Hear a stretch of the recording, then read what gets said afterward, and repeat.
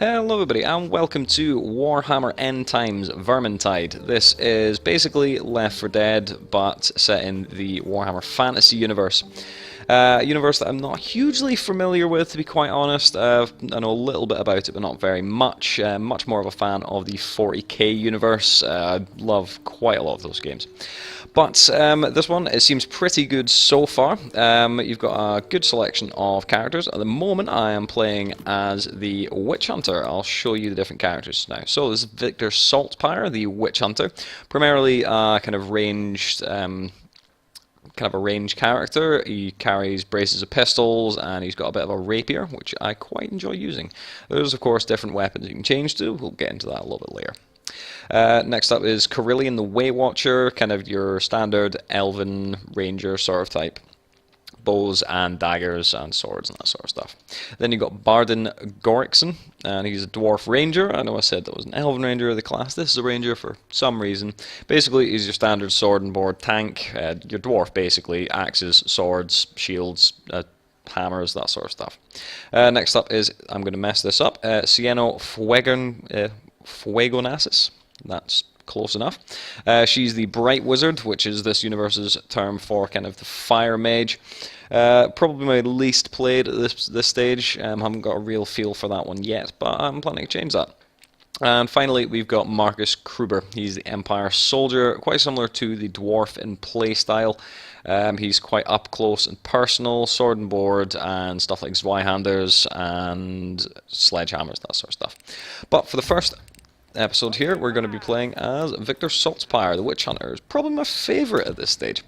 As I said, you've got a nice little rapier here. You've got your standard attack, your charged attack, your block, your push when you're blocking, and of course, as a secondary with this one, you have a pistol. And then you change weapon, and then you get two pistols. And then if you hold them, you get fast-firing pistols. Brilliant, excellent, lots and lots and lots of pistols. I am quite in favour of that one. Refresh the map here. Okay, so that's basically the long and short of it. So, best way to do this probably is just to jump straight into a game here. We'll start on the first mission that it gives you. That is the Horn of Magnus. We'll get into this one. We're going to be doing it on private, just to avoid any problems with people shouting racist vitriol. It is the internet after all, and these things do happen. People get angry at video games for some reason. Also stops us having to wait in queues, which is very nice. Oh yes, we are prepared. Right. The town is under attack, and our best chance of getting the word out lies with the Magnus Tower. There's a garrison up there. Warn them if you can, but make sure the Horn of Magnus is blown. That racket will be heard clear to the mountains, and that's exactly what we want. Okay, so that was the innkeeper giving us a rough overview of what we have to do in this mission. There's just a little bit of story involved in this. It's not too much that it becomes kind of overwhelming. You're probably going to be, if you're into playing these sorts of games, you'll know that you kind of do the same missions over and over again. There seems to be quite a lot of missions in this, so it's not going to be quite as bad as like Left 4 Dead with the exclusion of the mods, which didn't have a huge number of missions. They were just kind of long missions. These ones, you can generally do them in about 20 minutes to half an hour sort of idea. So it's nice quick little play sessions. Okay, so we're going to be jumping in here. The other three in our squad of 4 are going to be controlled by bots. We're going to have the Empire Soldier, the Elven Wayfarer, and our Dwarven... I don't know what you really call him. Dwarf. He's basically just a dwarf. Your stereotypical dwarf. I don't really like to stand up to stereotypes, you know. I don't want to be stereotyping all the dwarves out there, but you know. Okay, so basically what we're going to be doing here is just running through the mission and killing absolutely everything. General mission, the enemy types you get in this one are the ones that you've been seeing so far, which are just the standard Skaven midgets. They're Skaven slaves, I believe they're called. They go down pretty quickly. They're your standard horde enemies. Chests in this game as well. Well, we just seen one there. There are chests in this game. You're going to be able to pick up some in-game items. Some of them are items that will affect your loot drops at the end, and some of them are just items that are going to help you while you play. Things like ammunition, or health, or potions that will give you temporary buffs. That sort of stuff. So, you know, they're fairly common, but some of them are reasonably well hidden. So if you're playing, one experience I've had in when you're playing with other people is people tend to rush pretty fast, and then you end up with no items. You can't find anything because you don't have the time because they're out of the way. That horn sound that you're hearing in the background basically means that there is a horde of Skaven coming, so this is going to get a little bit dangerous. So what we're going to be doing here is catching them in a choke point, which is always good for these sorts of games, and we're going to let our tank go up front and then just blow them away. Or just go outside. One or the other. It's not. We're not going to be in any real danger of dying. We are playing. It's the very first mission of the game and is on the easy difficulty at the moment. Difficulties, as far as I can tell, are based on quite heavily, at least, on gear. I imagine you probably could do them with bad gear, but you wouldn't be helping your cause that much. I haven't been trying any of the hard difficulties until I get a real kind of grasp on this game. Yep, so we're just going to be killing these. As you can see, this is a pretty big horde of enemies. They do go down in 1 or 2 hits. You can use your charged stab to kill them 1 hit most of the time here. We should maybe get some extra enemies here, extra special types of enemies. You'll be pretty familiar if you have played Left 4 Dead with most of the enemy types, to be honest. They seem to be, I wouldn't say copy-pasted, but the themes behind them are, similar would be an understatement, to be honest. So, right, here we go. This is one of our first ones here. That is a Grobulus, or gas rat. Basically what he does is he fires gas grenades and he explodes. Very similar to the spitter in Left 4 Dead. And yes, I'm going to be using a lot of references to Left 4 Dead throughout this, so get used to it. The main difference between this and Left 4 Dead, I would say, is one, the awesome sort of style behind it. And of course that it is very melee focused, even as I said, quite a range heavy sort of character. Come on, stab. Sometimes a little awkward to hit with that one because it is such a narrow point of contact with the stab on this one. There's one of the downsides to it. That is a rattling gun, or rattling gunner, I believe. Very good use of puns there, guys. What the rattling gunner does, effectively, is he targets someone in your party, and you'll get an audio cue. One of your party members will say, "I've been targeted by something," or make some sort of snarky remark about being targeted, and that lets you know who's going for. So that means you can avoid that person and then go around for a flank on them, and that shouldn't cause you any problems, really, most of the time. Sometimes, if you are the one that's being targeted, you're caught out in the open, and that can cause a bit of problems sometimes. Because if you're caught out in the open with them, then it's very difficult to try and survive. You're not going to be able to block that, I'm afraid. It's quite a lot of damage. Lots and lots and lots and lots and lots of enemies. It's a perfect thing for a horde mode game. You want a lot of enemies. Make yourself feel really powerful, and be like hardcore, and all that sort of stuff. So, advancing along this mission, I'm relatively familiar with this. There are a few hidden items called tomes and grimoires.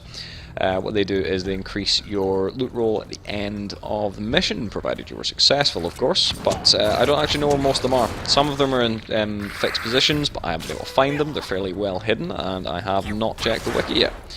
But I'm pretty sure they're in fixed locations. As far as I know, could be wrong. If you do know if they are, if you'd like to correct my grievous mistakes, then please just leave a comment and I'll read them. You might be able to provide me with some information. So, advancing along here, just standard stuff. What we've got to do here is reach the Magnus Tower, which is where the big horn that we saw at the start is, and then blow that horn and let everyone know that there is a horrible rat infestation coming their way. So, we are going to do that. I'm going to check something first, though, because I did read somewhere that there's an item in here, but I've been unable so far to find it. I have no idea where it is. I don't know if it involves some interesting platforming, or... No, I have no idea. I'm probably being very silly here, and there's probably something very obvious. Oh, there we go. That one is pretty much the choker. Effectively, it's a big rat with a big spear that spears your your party members, or you, depending on how lucky or unlucky you are, and drag them away from your party, and you gradually take damage, and you are completely immobile while this is happening, so it does put quite a strong emphasis on your team play. The idea behind this one is explosive barrels. What you've got to do is grab some explosive barrels and throw them up against the big gate over there, because you can't get through it, because it's all in bad repair or whatever. So, of course I am playing with AI, and AI don't carry no barrels, so I'm going to be doing that in their stead. So I'll carry 3 over here. Shouldn't take too long, because you can throw them into place. Look how good that throw was. Oh, I'm so good. It's almost as if they clip into place. So just going to run backwards and forwards with these. We're probably going to get quite a big wave of rats coming in just a second there. Ooh, there's some up there. Get ready for us. One problem to look out for if you do play this map is if you take too much damage while you're carrying those barrels, they do start fizzling because they are full of black powder, and they do explode. So you either have to be very quick once that happens, or you need to get it the hell away from you, or you will explode, as they say. Ooh, what's in here? Shiny. Shiny. Ammo. I don't need any ammo. But it's nice to know it's there. We're just going to blow them up as they come out of this hole. And grab the third and final explosive barrel. Put 100% faith in my team. Nothing but faith, boys. You can protect me.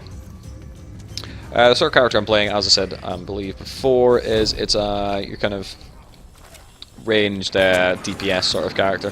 You do quite a lot of damage in up close and personal, but you're not going to be able to do quite as much as the likes of Bardin or Marcus. They generally do a lot better in melee and doing tanking and things like that, so that is worth keeping in mind, that you're probably going to be wanting to stay at the back and do your damage from there. That's the Grobolus down, so that's not too much of a problem. Just hang out on the outside, as I said before, trying to kill these homebros here, and see if we can pick up any items around here. I know there's a couple of chests that I've managed to slightly memorize. Healing draft, don't need any healing, because I've not been taking a great deal of damage in this run, which is good. Not been caught by many of the enemy types. The different enemy types that you'll probably see them throughout this mission, is you will get you'll get the Grobolus, which is kind of like the Spitter from Left 4 Dead. Yes, Left 4 Dead reference again, I know. Who will fire the gas at you. You'll get ones that are similar to the Hunters. I believe they're called Gutter Runners, I believe. Basically what they do is they kind of teleport about and go invisible, and they will jump on you and claw your guts out, and you'll be immobilized when that happens. Speak of the devil, there we go. There's a good example of what it actually does. Didn't do a huge amount of damage to me there, which is good. They're not very tanky, which means that they are a little bit more balanced. So if you are on the ball, you can kill them before they jump on you, which is obviously the most efficient way to deal with them. But of course I was a little bit slow there, unfortunately. I'm going to pick up this incendiary bomb, because I prefer the incendiary bombs to the explosives. And I'm going to go continue the mission. There's a chest over here. Yes, there is. Nope, no luck. In those chests you can find bonus rolls. Ooh, I don't really. Ooh, and what we're going to use here is set incendiary bomb, because that is a rather lot of these armoured ones. The armoured ones are a lot harder to deal with. They come in quite often big groups of them in patrols, so you need to keep an eye out for them and try not to startle them. They will just patrol, they won't actively search you out or stand in chokeholds or anything like that, so that means it is possible to avoid them, and it is advisable to do so. You don't get any benefits from killing enemies in this one, apart from, you know, at the end of the match you'll be able to go, oh, I got the most kills, am I not so pro? That's about it. But they are very dangerous. They do a lot more damage than the other ones. They are a lot harder to kill, because you can only do damage with them unless you've got an armor-piercing weapon, like some of the bigger maces and things like that. You won't be able to do much damage to them unless you've used your strong attack. And strong attacks obviously are a little bit less time efficient. They take a little bit longer to charge up. So definitely worth bearing in mind. Oh, there we go. We pick up a loot die here. So the loot die gives us a slightly better chance to get more points at the end, which will tell us what quality of item we get.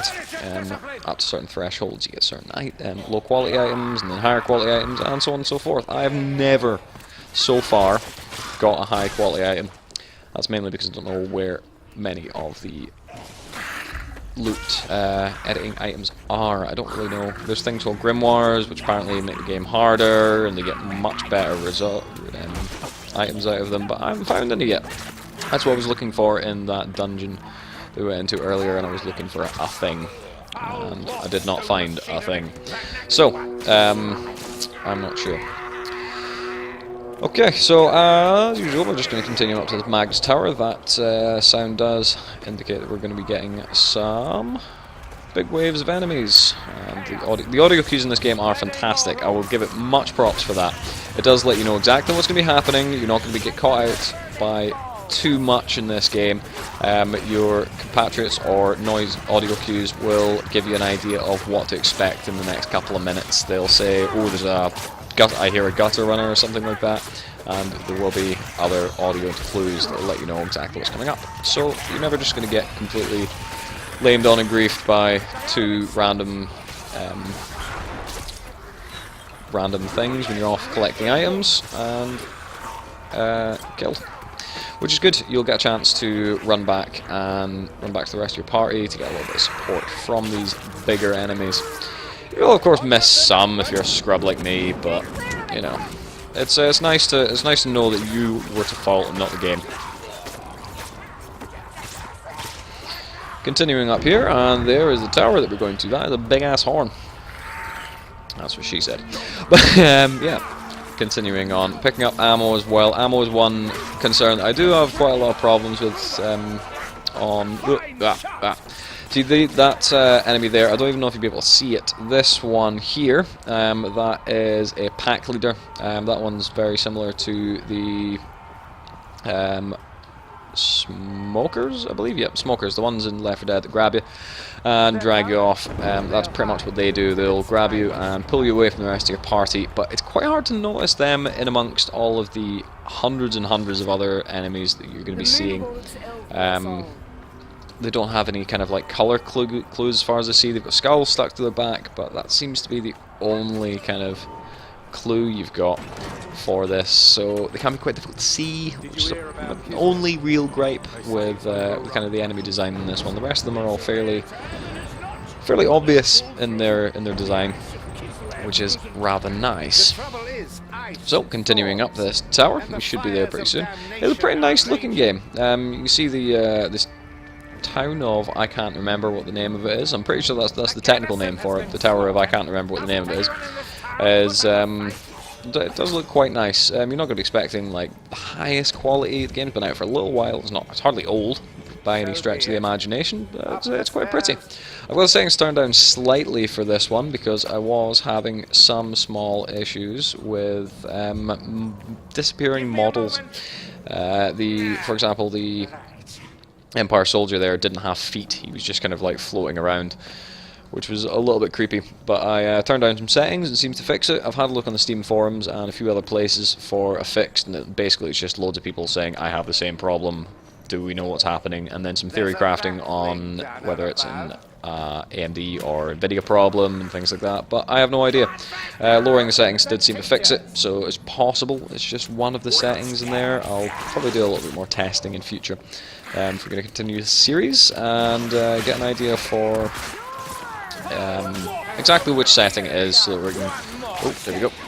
Rattling gunners are, again, they don't have any colour indicators on them, but generally you can tell where they are because it's where the hail of bullets are coming from, so it can be fairly obvious where they're coming from. Okay, this one here is... Ooh, shiny. Delicious health. This area here is the big-ass horn that we were discussing. It's a bit excessive, to be honest.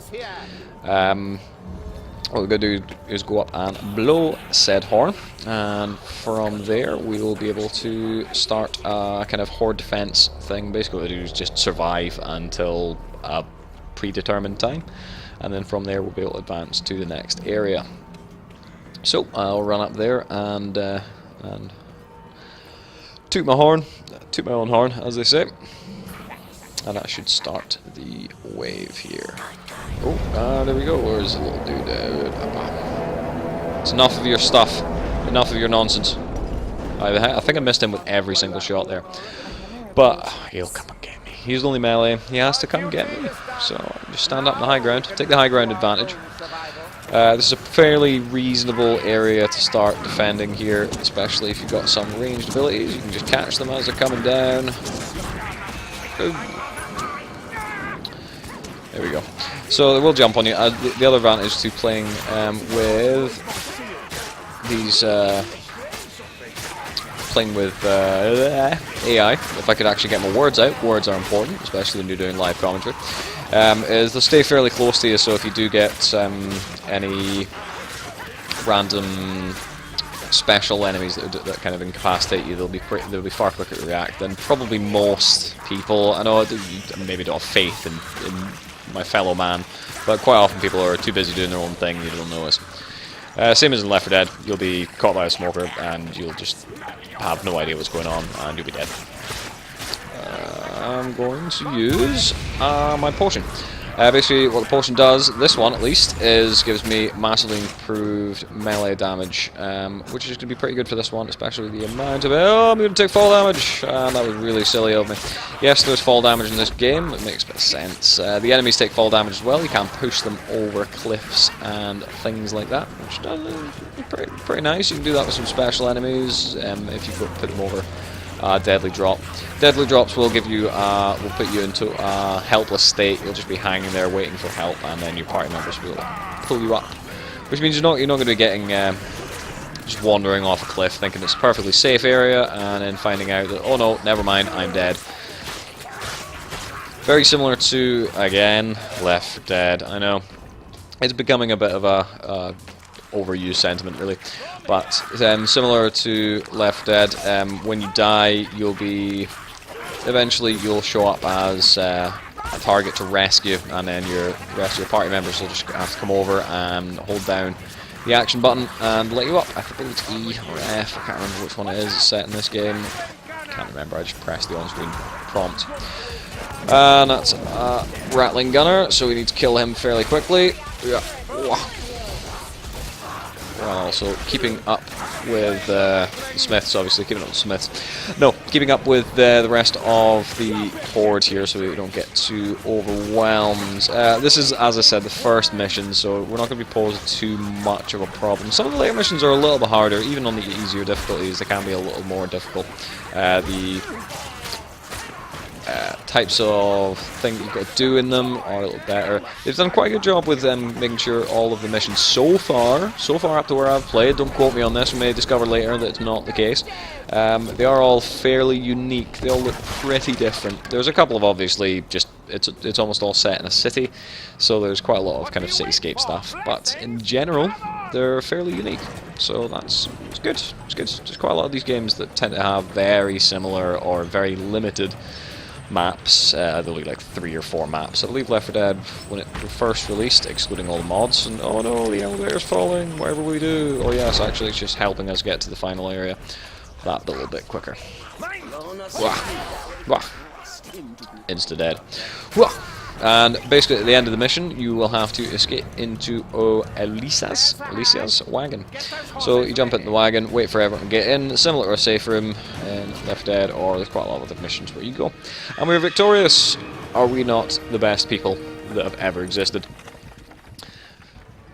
Victory. In here we will get some experience levels up. I'm only on level 6 at the moment. So you get a bonus for completing the mission and a bonus for letting everyone in your party survive. Loot system on the right, that is different qualities of item, white, green and blue, and different levels of dice will give you different success ratios. So you've got to roll a 5 or a 6, or a 4, 5 or a 6, and depending on which dice you picked up, the better. So we've got mostly the lowest quality dice and one of the second quality dice, and we'll see what we get. So we got 1. Are you serious? We got 1. So we get a terrible item. We get a low quality item, which is probably going to be something I've already got. It's going to be... Hey, it's Templar Rapier, which is exactly the weapon we just used. But it's fine, because there's things we can do with that. We can disassemble them. So, at the end of the game, we do have a score screen, so you can compare yourself against the EP-ness size of your comrades. So, obviously got the most kills, the most damage dealt, the most storm vermin kills, range... Didn't get the most special kills, only got 1, because I'm a massive noob. But that's fine. We are playing with AI companions, so they're going to be less than ideal. So, hopefully that all went well. I had a lot of recording qualities on the episode 1, I recorded it previously, and it went horribly. So, hopefully this one's worked out a little bit better, and the recording quality's good. Let me know down below if you have any feedback. Much appreciated, especially if I'm starting up a new series, and I'm a bit rusty. I haven't released any YouTube videos for a long time. So, please let me know what you think, and we'll see you for the next episode, where we're going to be trying out a different hero. We're going to be going for Carillion the Waywatcher, which is probably my second favourite at the moment. So we'll be giving that one a try in the next episode. Thank you very much for watching.